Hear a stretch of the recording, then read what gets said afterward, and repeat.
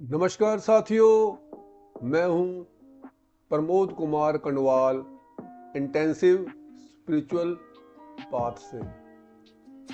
हम लंबा जीवन जीने की, दीर्घायु होने की बहुत इच्छा करते हैं, मगर हमें एक दिन मरना भी है, इसे बिल्कुल भी याद नहीं करते।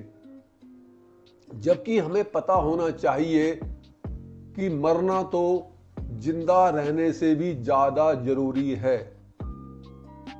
यदि हम ना मरे और 300-400 साल तक जीते रहे तो हमारे शरीर के अस्थि पंजर ढीले हो जाएंगे। हम ना खड़े हो पाएंगे, ना ही लेट पाएंगे, बल्कि हमारी आंतों और छोटी छोटी कोशिकाओं में कीड़े पड़ जाएंगे। हम इतने विवश हो जाएंगे कि हमें लाखों रुपए डॉक्टर को देकर कहना होगा कि बस बहुत हो गया, अब हमें इंजेक्शन देकर मार दो।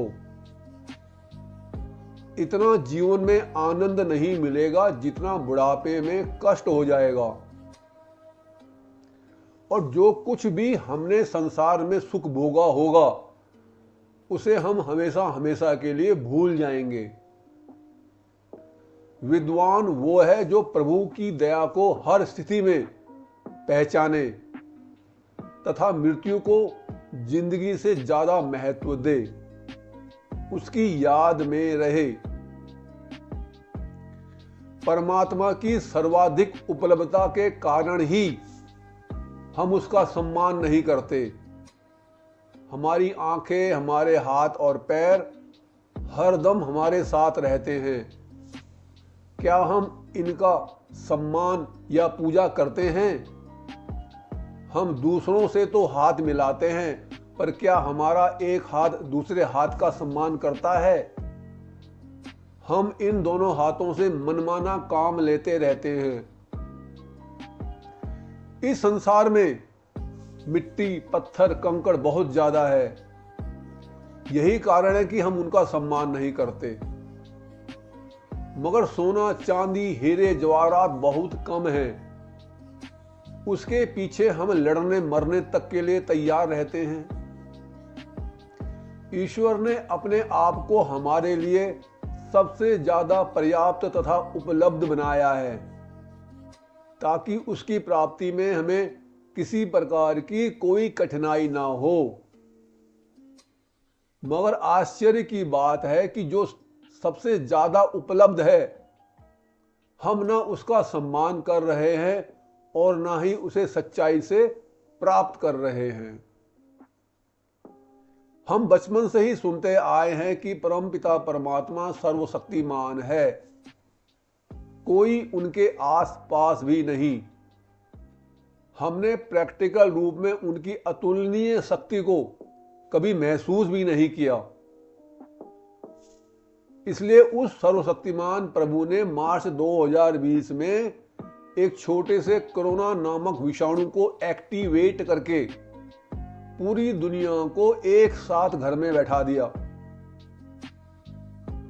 पूरी दुनिया में 9 देशों के पास 12,000 से ज्यादा परमाणु बम हैं।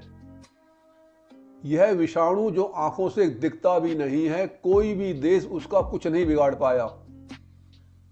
साथ साथ कोरोना के माध्यम से प्रभु ने यह संदेश भी दिया कि इस दुनिया में कोई किसी का नहीं है। चाहे वो माता पिता, बेटा बेटी, भाई बहन, दामाद, रिश्तेदार, जो मर्जी हो, सभी के सभी अपने लिए ही जीते हैं। इसी बात को हमारे ऋषि मुनि लाखों साल से कह रहे हैं कि दुनिया में कोई किसी का नहीं, मगर हमें समझ नहीं आता। इस कोरोना काल ने हमको यह भी समझा दिया। केदारनाथ जैसी पावन भूमि में जहां साधु संतों ने लाखों साल तपस्या करके वहां के वातावरण को पवित्र तथा सात्विक बनाया, वहां असामाजिक लोगों ने जाकर मांस मदिरा खाकर तथा हनीमून के लिए जाकर वहां की देव भूमि को अपवित्र कर दिया। वहां की स्थानीय जनता भी इन कार्यों से बहुत परेशान थी। मगर वह कुछ ना कर सकी।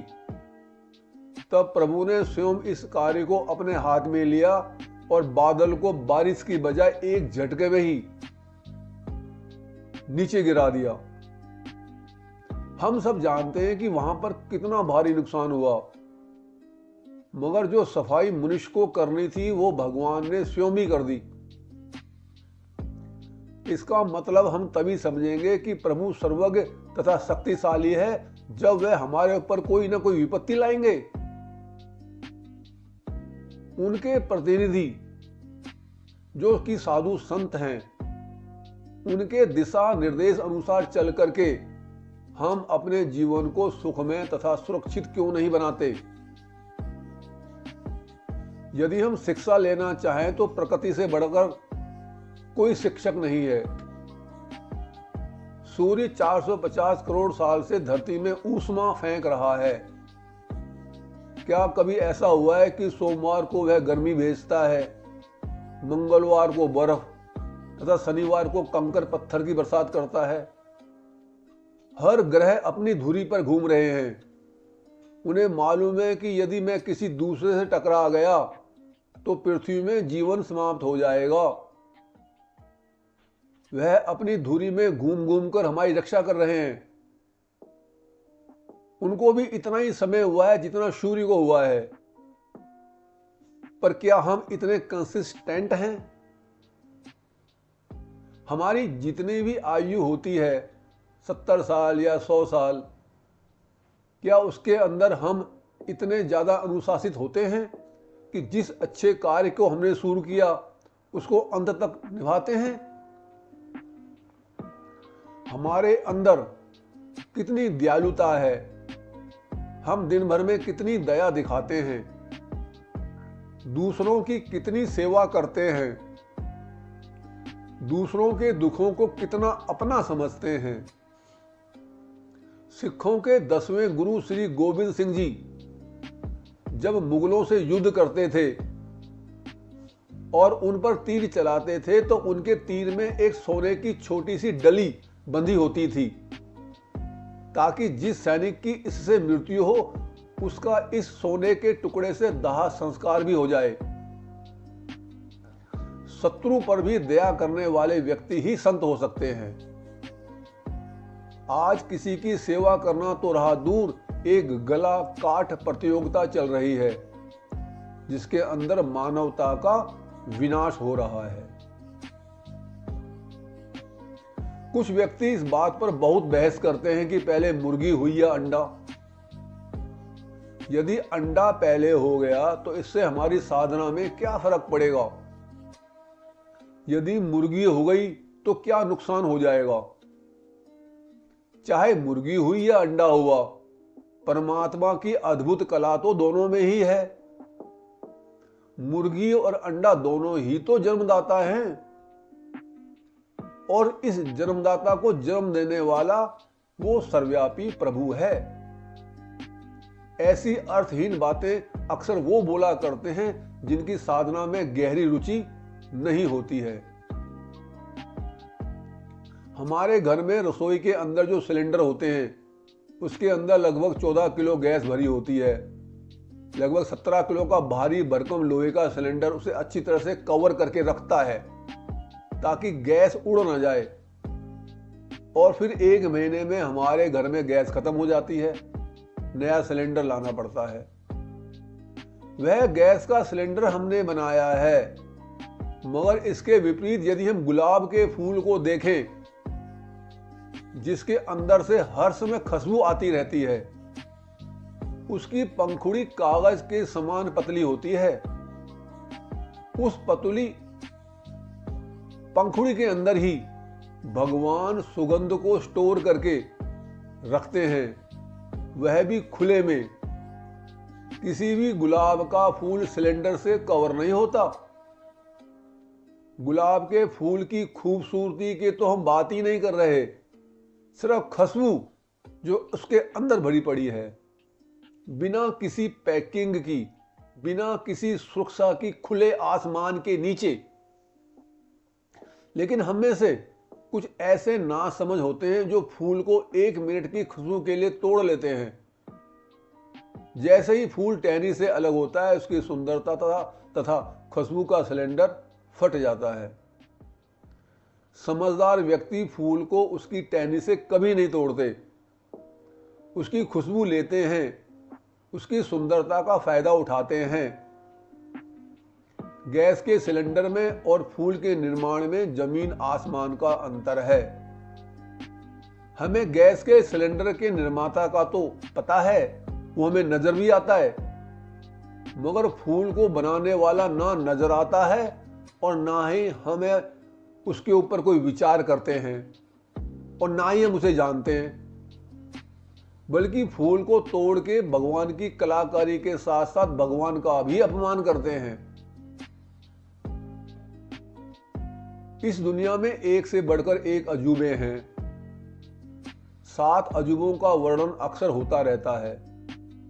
लोग लाखों रुपए खर्च करके उन अजूबों को देखने इधर उधर जाते भी हैं, उसकी हमेशा चर्चा भी करते हैं। जिन्होंने इसे बनाया है उसका पूरा इतिहास जानते हैं तथा उनकी भूरी भूरी प्रशंसा करते हैं, मगर उनका ध्यान परमात्मा की कारीगरी की ओर नहीं जाता। परमात्मा की कारीगरी देखने के लिए 1 रुपया भी खर्च करने की जरूरत नहीं है। शीशे में यदि हम अपनी शकल देख लें तो हम पाएंगे कि हमारी शकल पूरी 800 करोड़ की दुनिया में किसी से भी नहीं मिलती। इतना ही नहीं, पिछले लाखों साल में जिन्होंने शरीर छोड़ा है, हमारी शकल उनसे भी नहीं मिलती है। और तो और भविष्य में जो व्यक्ति पैदा होते हैं उनसे भी हमारी शकल नहीं मिलती। यानी भगवान जिस डिजाइन को एक बार बना देते हैं उसे फिर दोबारा कभी नहीं बनाते।